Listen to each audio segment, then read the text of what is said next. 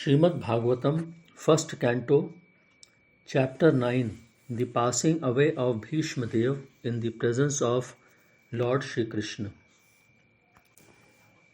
Sut Goswami said, being afraid of having killed so many subjects on the battlefield of Kurukshetra, Maharaj Yudhishthir went to the scene of the massacre, where Bhishmadev was lying on a bed of arrows, about to pass away.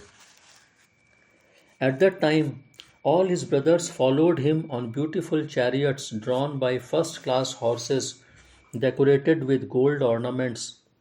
With them were Vyas and rishis like Dhaumya, the learned priest of the Pandavas, and others. O sage amongst the Brahmanas, Lord Shri Krishna, the personality of God, also followed seated on a chariot with Arjun. Thus King Yudhishthir appeared very aristocratic, like Kuver surrounded by his companions. Seeing him, Bhishmadev, lying on the ground like a demigod fallen from the sky, the Pandava King Yudhishthir, along with his younger brothers and Lord Shri Krishna, bowed down before him. Just to see the chief of the descendants of King Bharat, Bhishma, all the great souls in the universe, namely the rishis amongst the demigods, Brahmans, and kings, all situated in the quality of goodness, were assembled there. All the sages like Parvat Muni, Narad, Dhaumya, Vyas, the incarnation of God, Brihadasa, Bharadwaj, and Parashuram and disciples, Vashisht, Indra Pramad, Trit, Grit Samd, Asit, Kakshivan, Gautam, Atri, Kaushik, and Sudarshan were present. And many others like Shukdev Goswami and other purified souls, Kashyap and Angiras and others, all accompanied by their respective disciples, arrived there.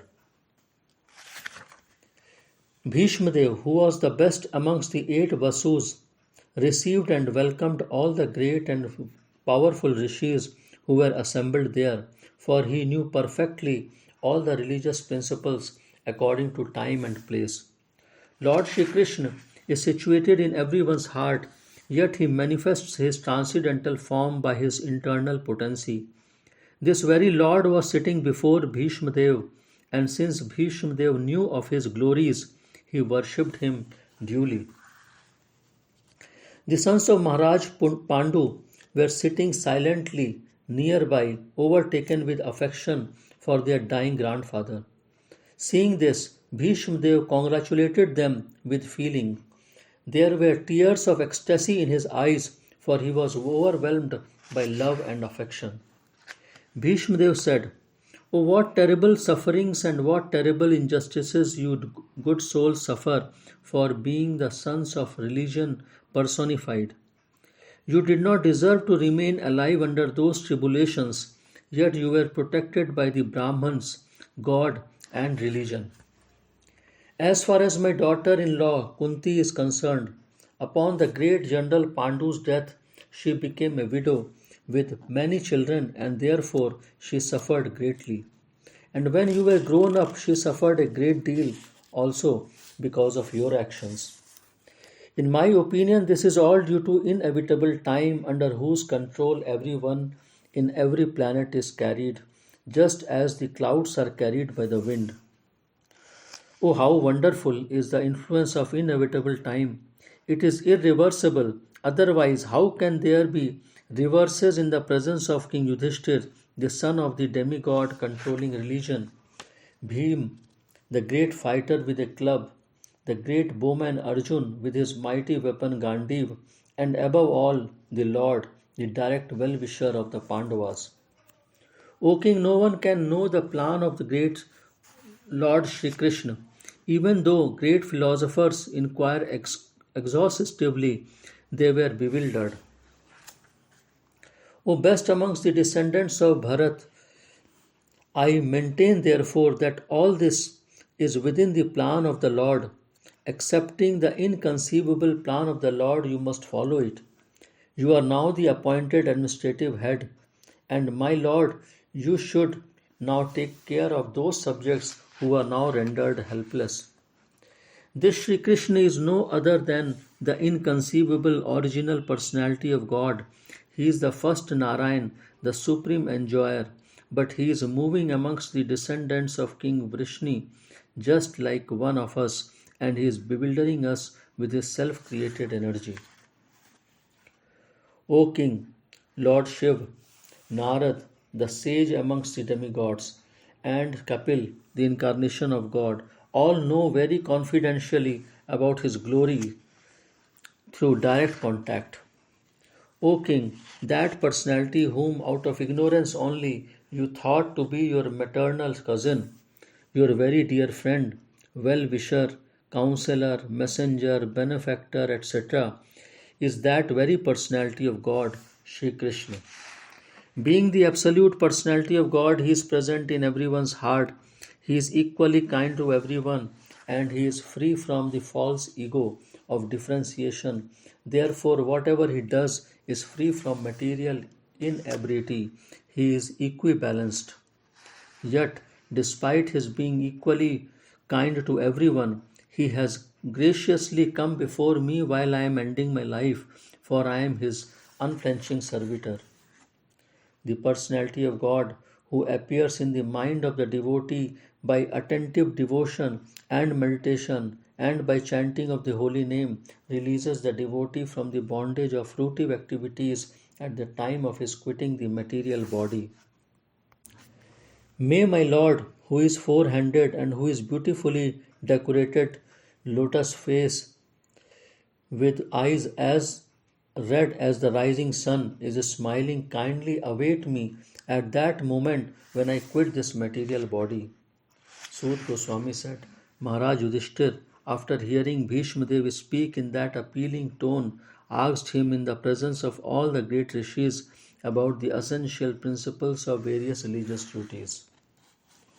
At Maharaj Yudhishthir's inquiry, Bhishmadev first defined all the classifications of castes and orders of life in terms of the individual qualification. Then he systematically, in twofold divisions, described counteraction by detachment and interaction by attachment.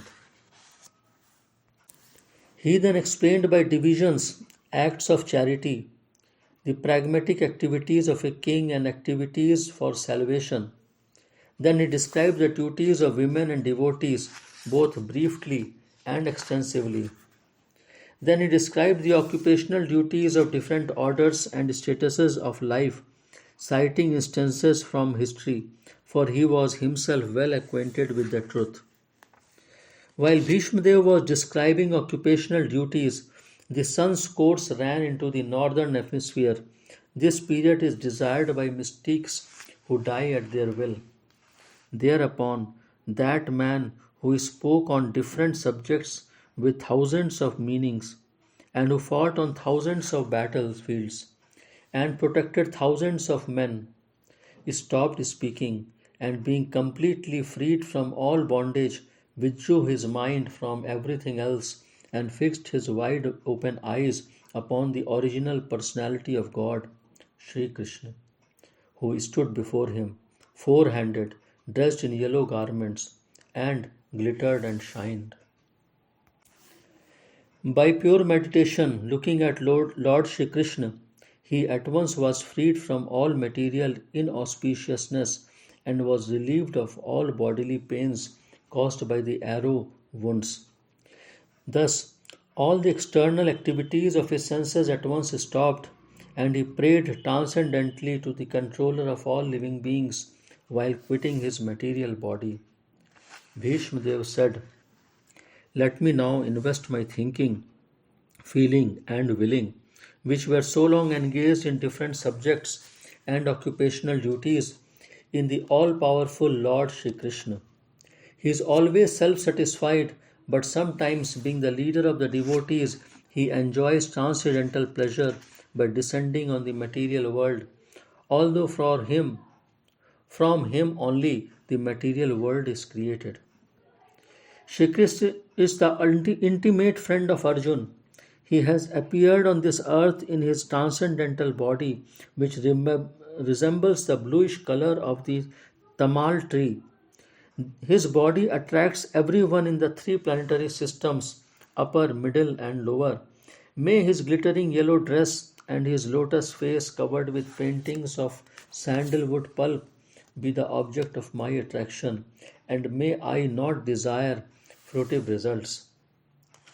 On the battlefield where Shri Krishna attended Arjun out of friendship, the flowing hair of Lord Shri Krishna turned ashen due to the dust raised by the hoofs of the horses, and because of his labor, beads of sweat wetted his face.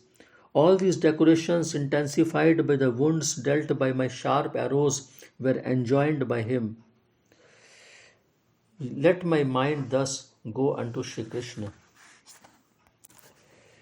In obedience to the command of his friend, Lord Shri Krishna entered the arena of the battlefield of Kurukshetra between the soldiers of Arjun and Duryodhan, and while there he shortened the life span of the opposite party by his merciful glance.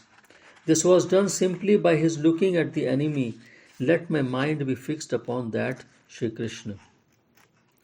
When Arjun was seemingly polluted by ignorance upon observing the soldiers and commanders before him on the battlefield, the Lord eradicated his ignorance by delivering transcendental knowledge. May his lotus feet always remain the object of my attraction. Fulfilling my desire and sacrificing his own promise, he got down from the chariot, took up its wheel, and ran towards me hurriedly, just as a lion goes to kill an elephant. He even dropped his outer garment on the way. May he, Lord Shri Krishna, the personality of Godhead, who all awards salvation, be my ultimate destination. On the battlefield he charged me as if angry because of wounds dealt by my sharp arrows. His shield was scattered and his body was smeared with blood due to the wounds. At the moment of death, let my ultimate attraction be to Shri Krishna, the personality of God. I concentrate my mind upon the chariot driver of Arjun, who stood with a whip in his right hand and a bridle rope in his left, who was very careful to give protection to Arjun's chariot by all means. Those who saw him on the battlefield of Kurukshetra attained their original forms after death. Let my mind be fixed upon Shri Krishna, whose motions and smiles of love attracted the damsels of Vrindavan Dham. The damsels gopis imitated the characteristic movements of the Lord after his disappearance from the Ras dance. At the Rajasuya Yagna performed by Maharaj Yudhishthir, there was the greatest assembly of all the elite men of the world, the royal and the learned orders, and in that great assembly Lord Shri Krishna was worshipped by one and all as the most exalted personality of God. This happened during my presence, and I remembered the incident in order to keep my mind upon the Lord. Now I can meditate with full concentration upon that one Lord, Shri Krishna, now present before me, because now I have transcended the misconceptions of duality in regard to his presence in everyone's heart, even in the hearts of the mental speculators. He is in everyone's heart. The sun may be perceived differently, but the sun is one. Sut Goswami said, thus Bhishmadev merged himself in the super soul Lord Shri Krishna, the supreme personality of Godhead, with his mind, speech, sight, and actions, and thus he became silent and his breathing stopped. Knowing that Bhishmadev had merged into the unlimited eternity of the Supreme Absolute, all present there became silent like birds at the end of the day. Thereafter, both men and demigods sounded drums in honor, and the honest royal order commenced demonstrations of honor and respect, and from the sky fell showers of flowers. O descendant of Bhrigu, after performing funeral rituals for the dead body of Bhishmadev, Maharaj Yudhishthir was momentarily overtaken with grief. All the great sages then glorified Lord Shri Krishna, who was present there, by confidential Vedic hymns. Then all of them returned to their respective hermitages, bearing always Lord Krishna within their hearts. Thereafter, Maharaj Yudhishthir at once went to his capital, Hastinapur, accompanied by Lord Shri Krishna, and there he consoled his uncle and aunt Gandhari, who was an ascetic. After this, the great religious king Maharaj Yudhishthir executed the royal power in the kingdom strictly according to the codes and royal principles approved by his uncle and confirmed by Lord Shri Krishna. Thus end the Bhaktivedanta purports of the first canto, 9th chapter of the Shrimad Bhagvatam, entitled The Passing Away of Bhishmadev in the Presence of Lord Shri Krishna.